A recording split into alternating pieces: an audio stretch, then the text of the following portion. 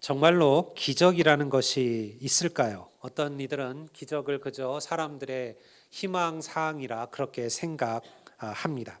하지만 이렇게 이야기하는 이들도 있어요.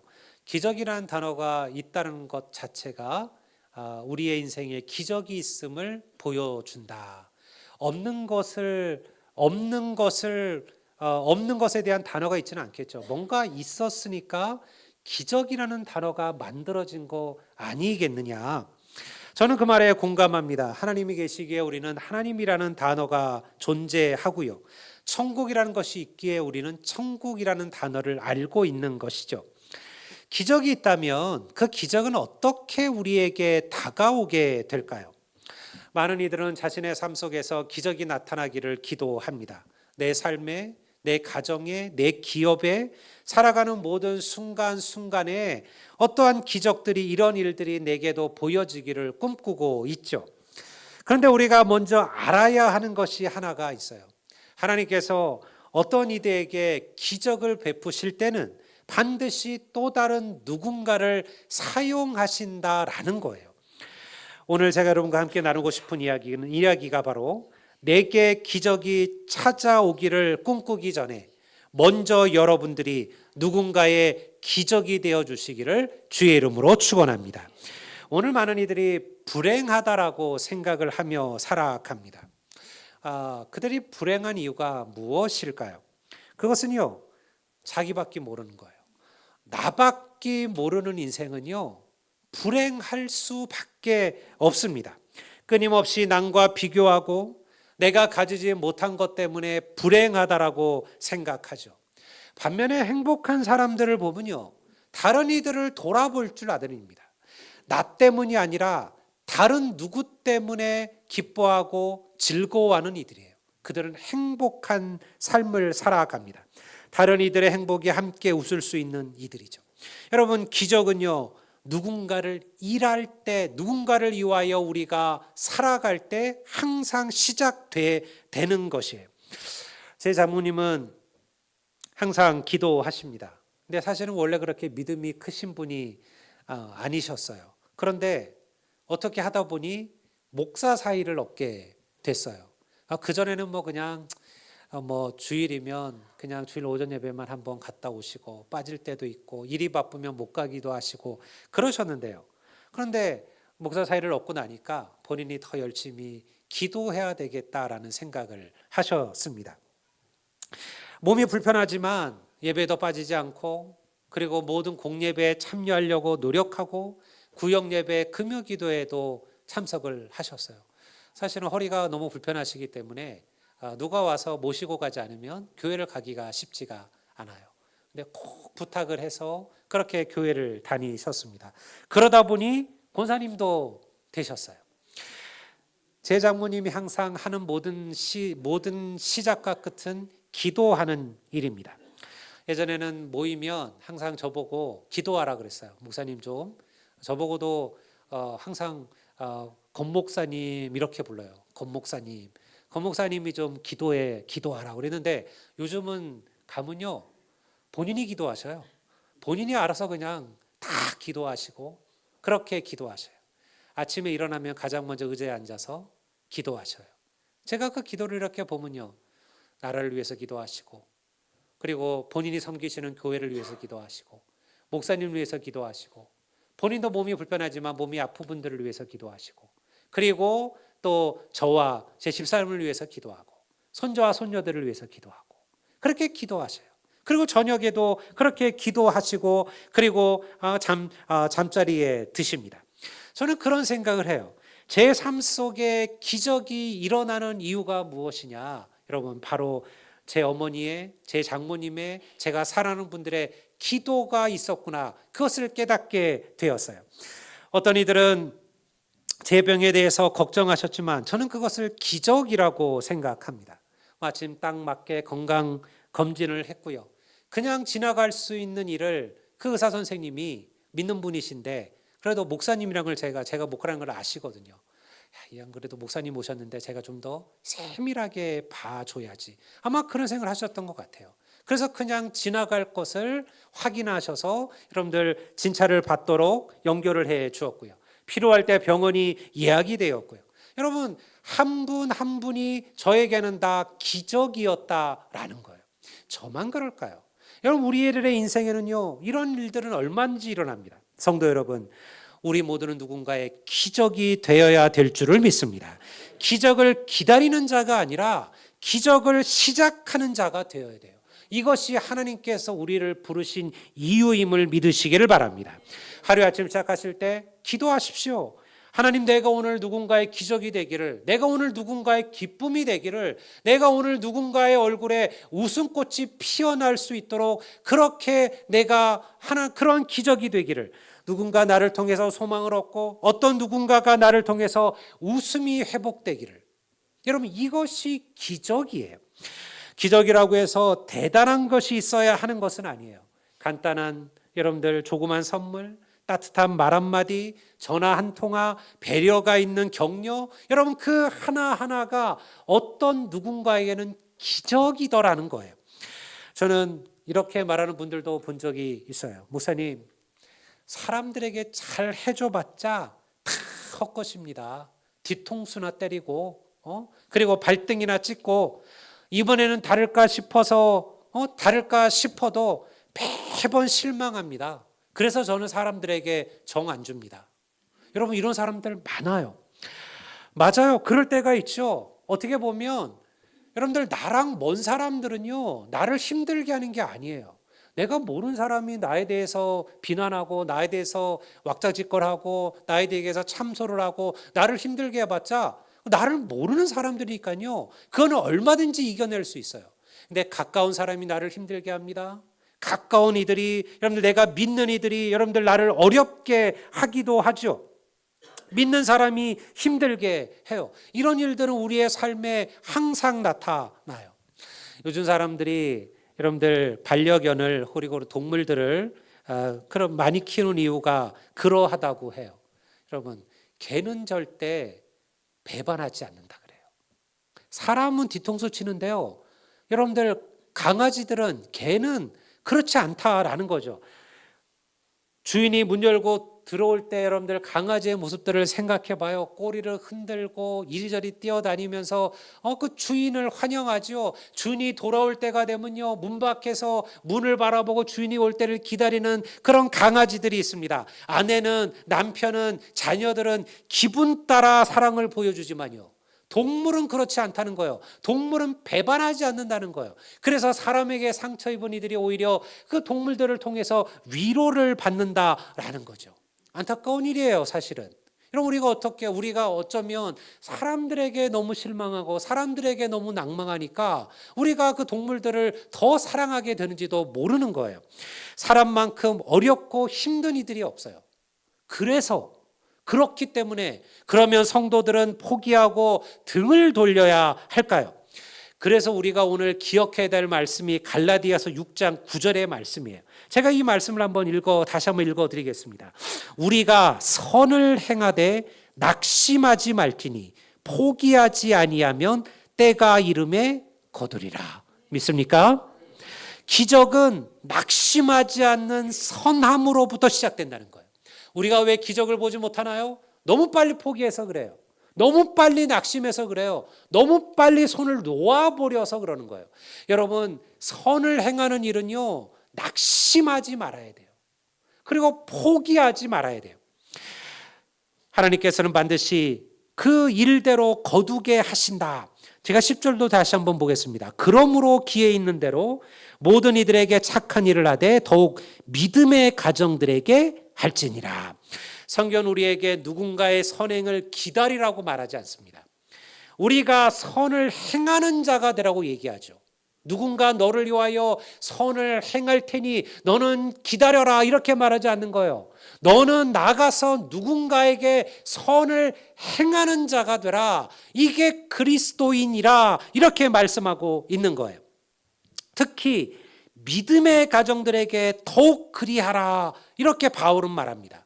예수 믿는 사람들에게만 먼저 선을 행하라는 것은 좀 너무 이기적인 것처럼 보여지지 않나요?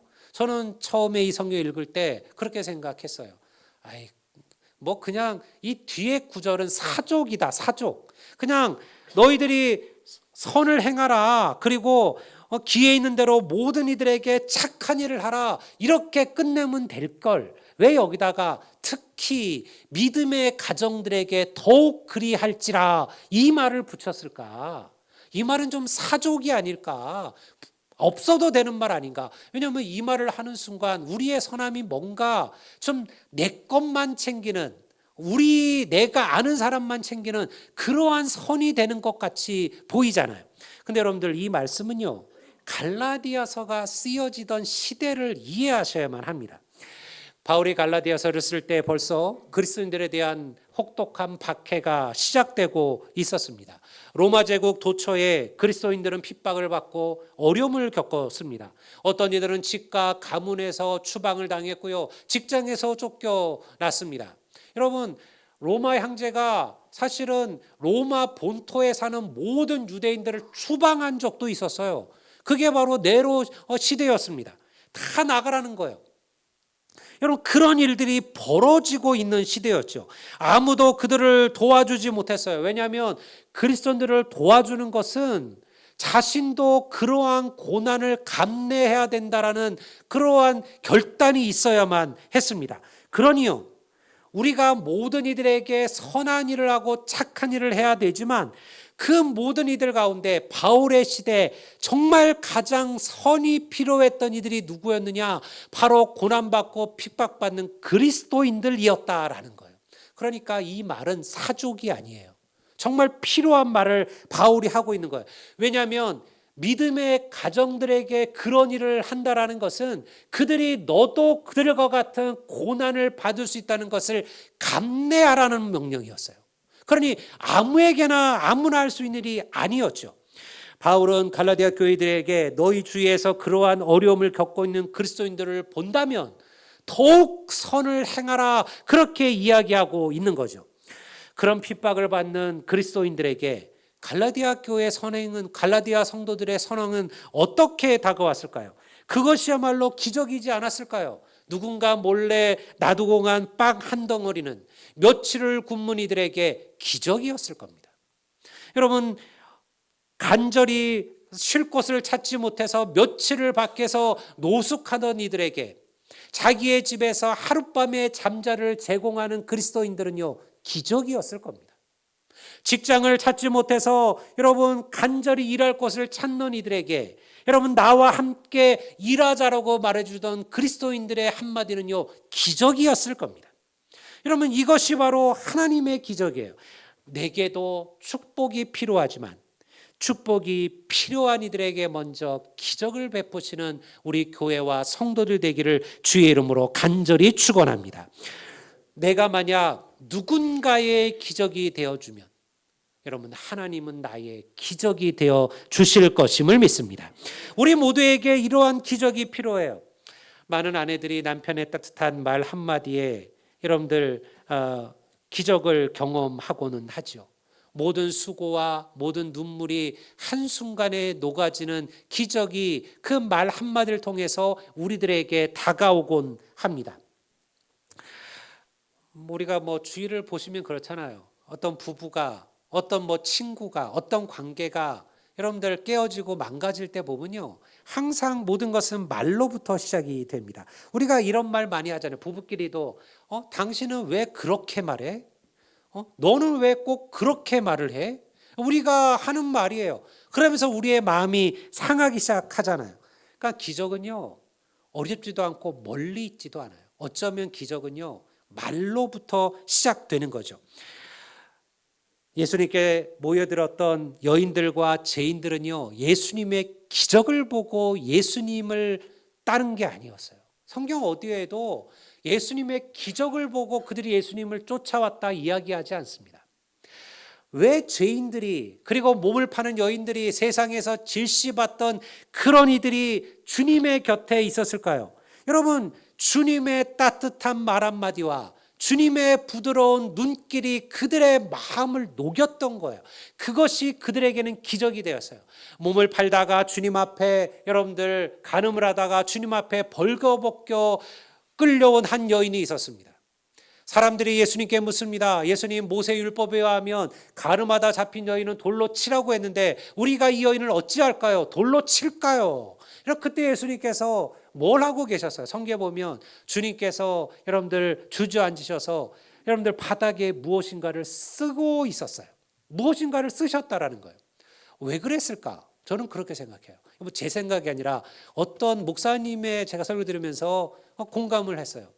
주님은요, 사람들의 관심을 그 벌거벗은 여인에게서 돌리기를 원하셨다는 거예요. 얼마나 창피하고 여러분 얼마나 그녀의 삶이 지금 고통스럽습니까? 벌거벗은 채로 끌려 나온 거예요. 주님께서 사람들을 자신에게 집중하셨습니다. 그리고 그들에게 말했습니다. 너희 가운데 죄 없는 자가 먼저 돌로 치라. 사람들은 그 여인을 돌로 칠 자격이 없었어요. 그들도 죄인이었으니까요. 여러분, 그곳에 유일하게 돌을 들어 그 여인을 칠 수 있는 사람은요, 한 명밖에 없었어요. 예수님밖에 없었죠. 예수님 죄가 없으셨으니까요. 근데 예수님께서 그 여인에게 뭐라고 말하십니까?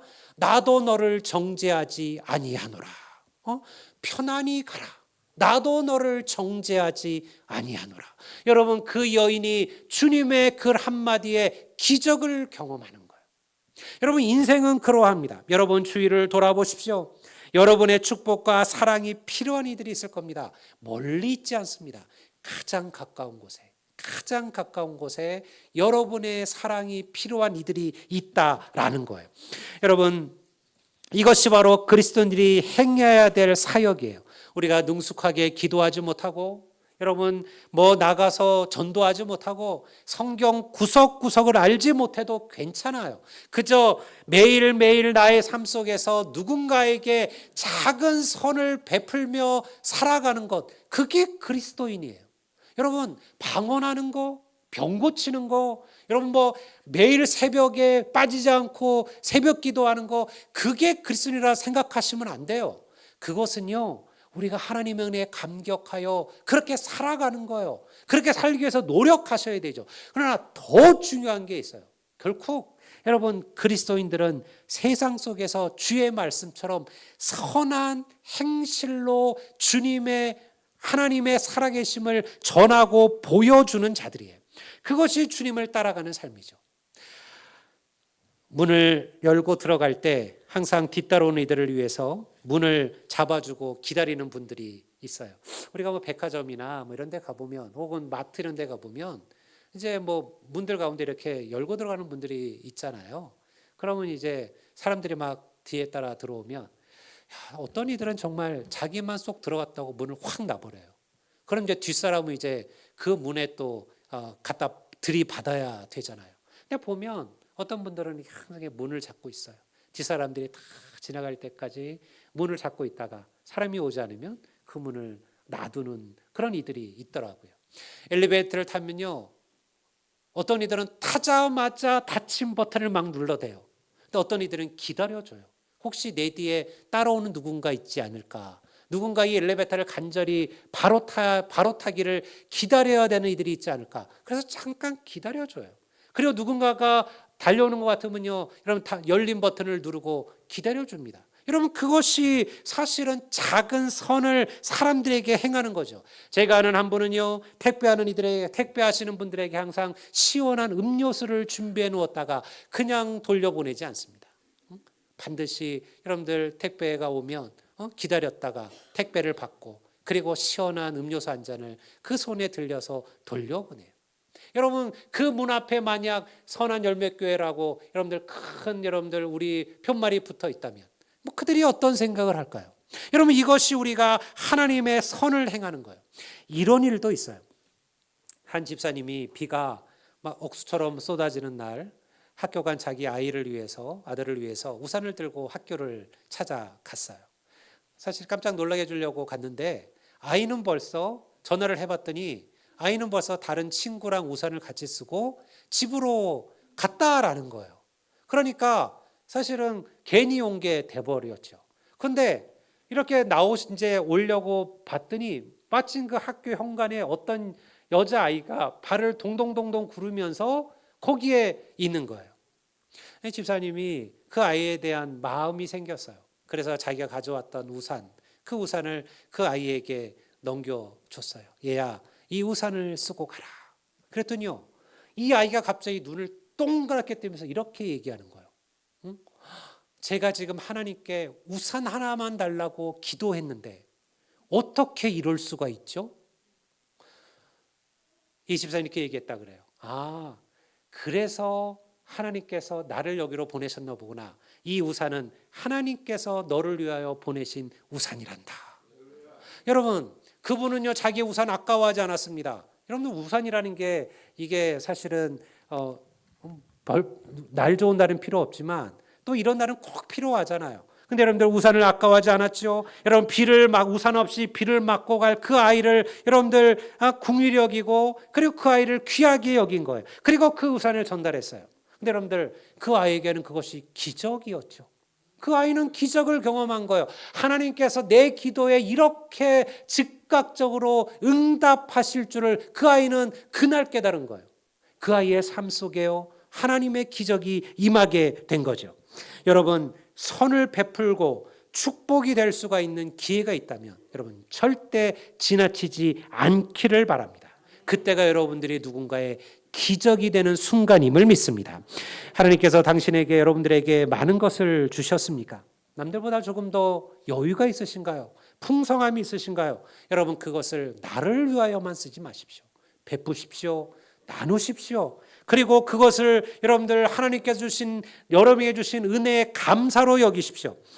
물론 우리가 다 넉넉하지는 않습니다. 힘들고 어려운 이들이 있죠. 남들에게 베풀 만한 재정적이고 물질적인 여유가 없는 이들도 있을 겁니다. 하지만 누구에게나 베풀 것들이 있어요. 저희 교회 한 집사님이 제게 그런 이야기를 하셨어요. 어떤 문제 때문에 너무나 힘들고 어려웠다 그래요. 자기는 내색 안 하려고 했는데 그게 아무래도 그 얼굴 속에 있었던 것 같아요. 근데 예배를 마치고 한 어떤 권사님이, 제가 실명은 얘기하지 않겠습니다. 한 권사님이 오시더니 혹시 어려운 일이 있느냐? 얼굴이 왜 이렇게 어둡느냐? 혹시 어디 아프냐? 힘들이 있으면 얘기해라. 내가 해줄 건 없지만 기도해 주겠다. 그 말을 듣는 순간 마음이 확 녹아지더라는 거예요. 마음이 힘이 되고 위로가 되더라는 거예요. 여러분, 그날 그 권사님은 그 집사님에게 기적을 베푼 줄로 믿습니다. 여러분, 이런 게 진짜 기적이에요. 여러분, 눈먼 자가 눈 뜨는 게 그것만이 기적이 아니에요. 오늘날 여러분들, 우리의 따뜻한 말 한마디에, 우리의 작은 배려에 누군가의 마음이 녹아지고 부드러워진다면 이미 우리는 기적을 행하는 것이죠. 우리 교회는 월드비전과 연결해서 아프리카에 있는 18명의 아이들을 후원합니다. 18명의 성도들이 매달 3만 원씩 그 아이들을 위하여 후원금을 보냅니다. 사실 한 달에 3만 원은요, 우리에게 그렇게 큰 돈 아닙니다. 물론 그냥 거저 들어온 돈도 아니겠지만요. 사실 한 달에 3만 원이면 커피 좋아하는 분들은 커피 몇 잔이면 끝나는 돈 아니겠습니까? 그런데요, 그 3만 원은요, 아프리카의 한 아이를 먹이고 한 달 동안 먹이고 그를 학교에 보낼 수 있는 돈이기도 합니다. 여러분, 그 아이에게, 여러분, 이 아이를 돕고 있는 우리 성도들은 하나님의 기적이 된 줄로 믿습니다. 그러한 기적이 오늘날 수많은 곳에서 일어나고 있어요. 태국 치앙마이의 김동희 선교사님에게 우리 선한열매교회는 하나님의 기적입니다.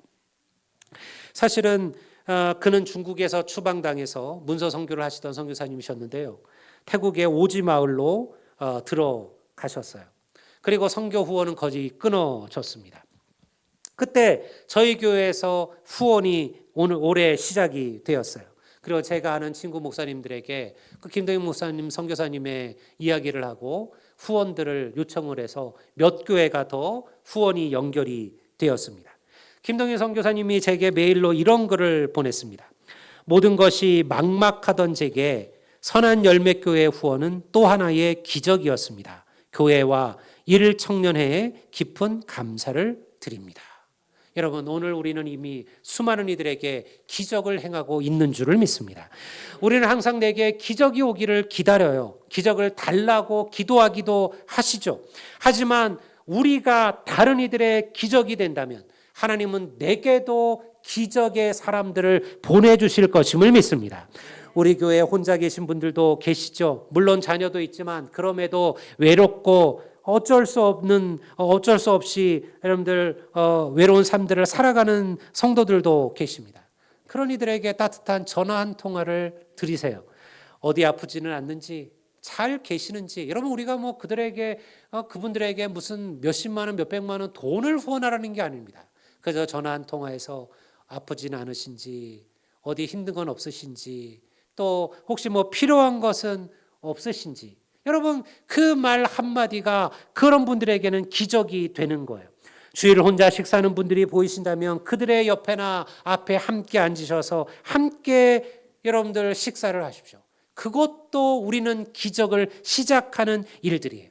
예수님은 갚을 수 없는 이들에게 베풀라 하셨습니다. 여러분들이 베푸는 사랑이 그 사랑을 받고 10배, 100배로 갚을 이들이라면 여러분, 하나님께서 여러분들의 선행에 갚으실 이유가 없으셔요. 그래서 성경은 너희들이 그 선행을 받고도 갚을 수 없는 자들을 위하여 베풀기를 힘쓰라. 왜? 여러분, 하나님께서 기억하시고 하나님께서 갚아 주실 줄로 믿습니다. 은밀히 보신 하나님께서 보고 계신다라는 거예요. 여러분, 풍성하신 하나님께서 갚으신다면 그것이야말로 얼마나 더 놀라운 기적이 될까요? 성도 여러분, 저는 우리 선한열매 교회가 우리 모두가 누군가의 기적이 되기를 소망합니다. 선을 행하되 낙심하지 않고 포기하지 않으면 때가 되면 하나님께서도 반드시 주께서 나의 삶에도 기적을 행하실 줄을 믿습니다. 우리의 매일매일이 기적이 되는 삶을 경험하시는 우리 모든 성도들이 되시기를 주의 이름으로 축복합니다. 다 같이 일어나시겠습니다.